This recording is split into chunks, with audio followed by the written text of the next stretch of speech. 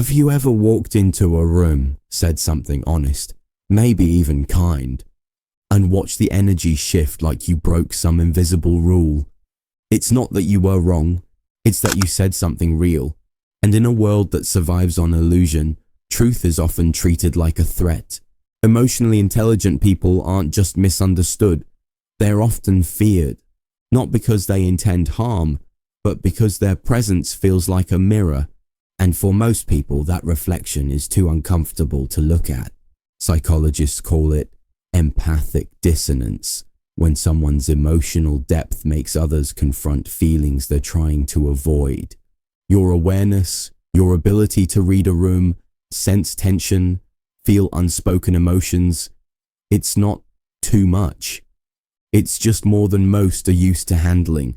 And when people can't explain why they feel uneasy around you, they label it the easiest way they can. You're intense. You're too sensitive. You think too much. Marcus Aurelius wrote, "If someone can prove me wrong and show me my mistake, I will gladly change. It is truth I seek." But Marcus was a rare man. Most people aren't looking for truth, they're looking for comfort. That's why emotional intelligence doesn't always get applause, it gets rejection. In group settings, emotional intelligence disrupts the hierarchy. You're not loud, but you're seen. You don't dominate, but you unsettle. Why? Because your presence forces others to feel. And when people feel exposed, not by attack but by awareness, the brain interprets it as a threat. Neuroscience confirms this. When someone feels emotionally inferior or vulnerable, their amygdala, the fear center of the brain, lights up. Your insight, even if it's silent, becomes a trigger. They can't explain it, but they feel it and they pull back. It's not just what you say, it's what you represent. You reflect what others hide. Insecurity, unspoken pain, emotional avoidance. So instead of connection, you're met with discomfort. Not because you're wrong, but because you're right too soon. Emotional intelligence is a silent burden. You feel everything. You analyze everything.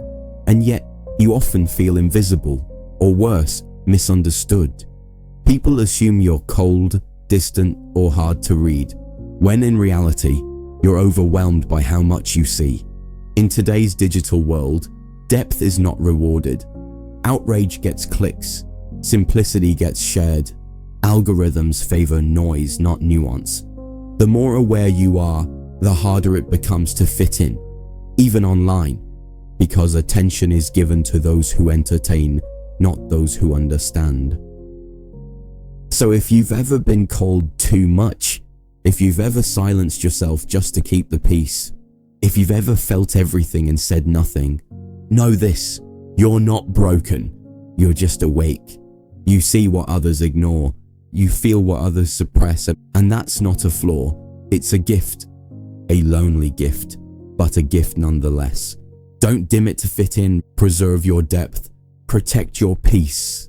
And remember, society doesn't fear you, it fears what you reveal. Comment below, have you ever been told you were too sensitive? Let's build a space where depth is welcome, not feared. Subscribe for more, because here, we don't run from the truth, we face it together.